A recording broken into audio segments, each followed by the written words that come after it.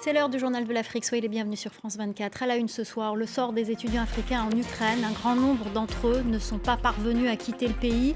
Certains affirment ne pas avoir été autorisés à passer la frontière polonaise. L'UA se dit préoccupée par la situation et de nombreux pays tentent d'évacuer leurs ressortissants. On écoutera des témoignages et l'analyse de Gauthier Rybinski. Et nous parlerons également du positionnement des pays du Maghreb dans ce conflit, la position neutre de la Tunisie, l'appel au dialogue du Maroc et le jeu d'équilibriste de l'Algérie qui est courtisé pour son gaz mais qui ne doit pas froisser son allié historique, la Russie. Décryptage de notre invité Hasnia Abidi, politologue et spécialiste du monde arabe. Depuis quelques jours, des images et des témoignages affluent sur les réseaux sociaux. On y voit des étudiants africains bloqués en Ukraine à qui on interdit l'accès au train, des étudiants qu'on empêche de passer la frontière polonaise pour fuir la guerre. Nous avons pu contacter quelques étudiants. Beaucoup nous confirment les faits mais refusent de témoigner tant qu'ils n'ont pas quitté l'Ukraine. Nous avons pu joindre le président national des Ivoiriens d'Ukraine, Husseini Sidibé. Son pays a affrété des bus à la frontière polonaise pour aider à l'évacuation de ses ressortissants. Mais pour le moment, la situation reste compliquée. Écoutez-le, il répondait aux questions de Célia Karasena. C'est d'abord général, en tant qu'Africains, on nous repousse, pas de justification, on nous bloque à la rentrée de la frontière polonaise. Mais nous avons saisi nos autorités, nous essayons de mettre à l'abri les Ivoiriens dans la ville stable de Lviv. Nous ne sommes pas du tout à l'abri à Kiev, à Kharkiv, à Odessa. Est-ce que vous manquez d'eau et de nourriture? On n'arrive pas à se substanter en fait. On n'arrive pas à s'approvisionner d'eau et de nourriture. Nous sommes livrés à nous-mêmes.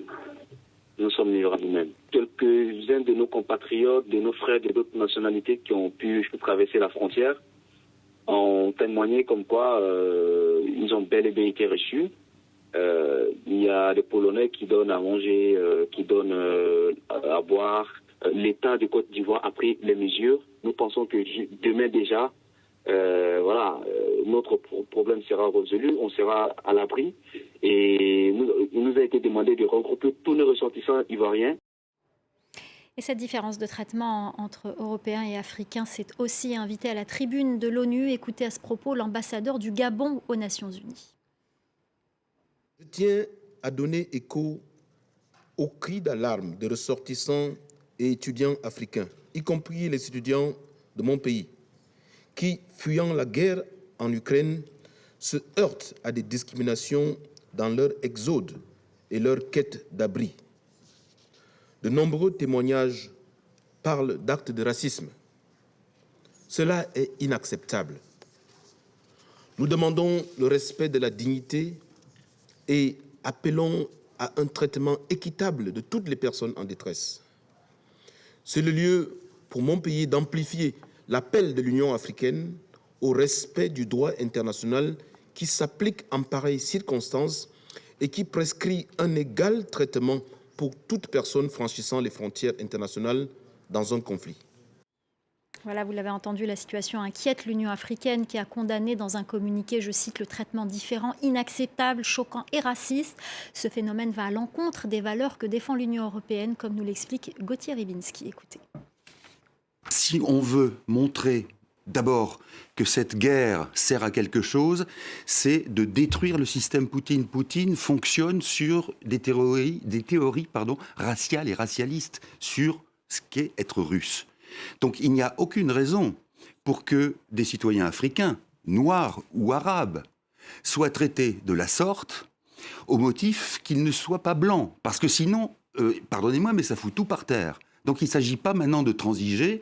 Il faut attendre de manière très ferme que les autorités polonaises comme ukrainiennes ne fassent pas de tri, parce que les Africains qui sortent d'Ukraine sont comme les autres, des personnes menacées, et que précisément, si on veut que l'Europe redore son blason dans cette affaire, ça consiste aussi à traiter en parfaite équité les citoyens de quelque pays que ce soit. Alors je sais bien, c'est compliqué, il y a des problèmes administratifs, de consulat, de transport des personnes, très bien.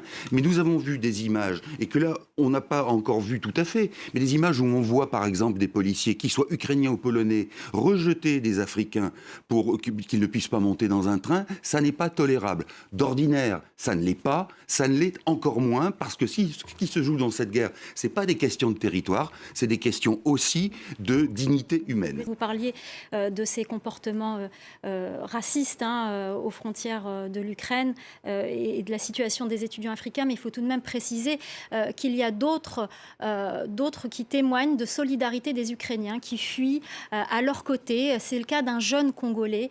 Il a été joint par nos équipes. Écoutez-le. La population ukrainienne s'est vraiment organisée et nous avons tous apprécié cela. Après, à tous les 100 ou 200 mètres, il y a des volontaires qui ont amené des biens, de l'eau, de la nourriture pour enfants. Les volontaires sont là, ils sont en train de donner de la nourriture à tout le monde, de l'eau, du café, du lait et voire même des pampers pour bébés. Le peuple ukrainien vraiment s'est organisé afin que toutes les personnes qui quittent le pays ne puissent manquer de rien, qu'ils ne puissent pas quitter le pays affamé. Jusque-là, je n'ai pas été contacté par l'ambassade de la RDC. Et nous n'avons pas de représentation diplomatique en Ukraine.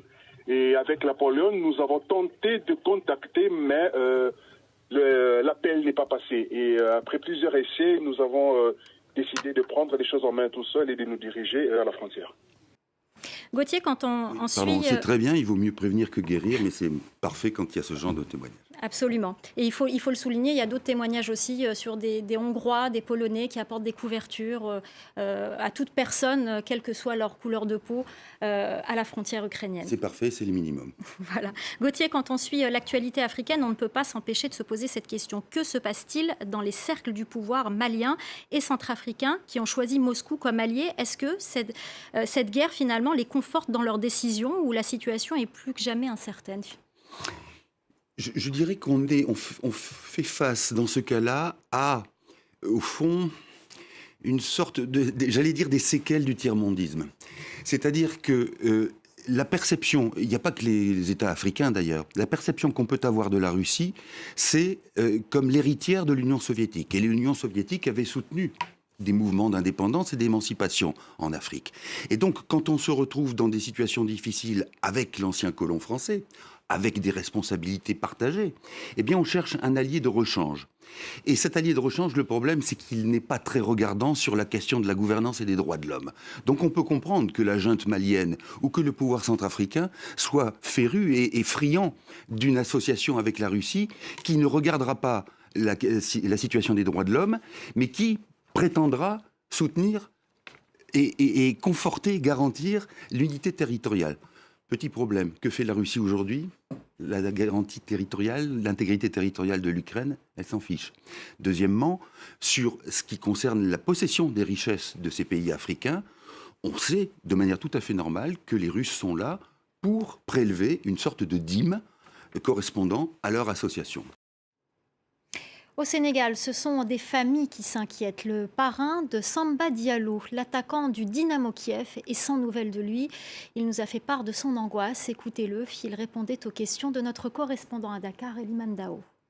C'est une situation aujourd'hui que moi je déplore. Et j'avoue que j'étais très inquiet au début. Bon, parce que c'est un jeune quand même pas 20 ans, qui est loin de ses parents, loin de son terroir, et qui est en train de subir des assauts, des bombardements. On sait qu'il y a de quoi quand même s'inquiéter, il y a de quoi vraiment être très malheureux. Il y a une partie de moi qui est là-bas et qu'il faut que je sache, au moins pour ma quiétude, que je puisse savoir. Donc tous les matins, toute la journée, je regarde France 24 pour être au diapason de ce qui se passe là-bas.